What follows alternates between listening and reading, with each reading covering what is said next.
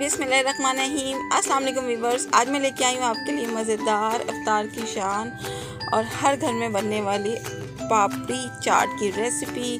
चलिए आए स्टार्ट करते हैं, वो भी मेरे स्टाइल में। अच्छा जी, इसके लिए हमने सबसे पहले जो है वो हाफ़ कप बेसन की जो फुल्कियाँ होती हैं उसको हमने नीम गर्म पानी में भीगने के लिए रख दिया था 45 मिनट के लिए।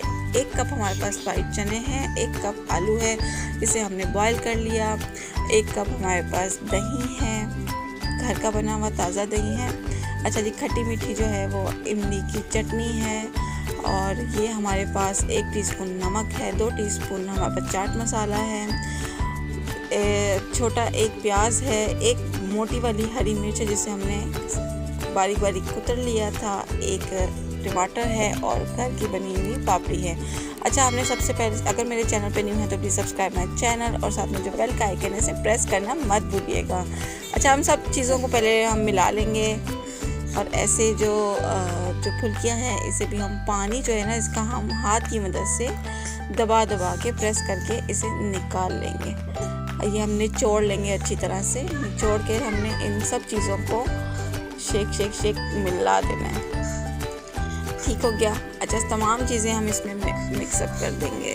प्याज है, टमाटर है, हरी मिर्चें हैं, अच्छे से मिलाएंगे। अच्छा, हर घर की अलग ही रेसिपी होती है, हमारी जो है वो बिल्कुल सादी है।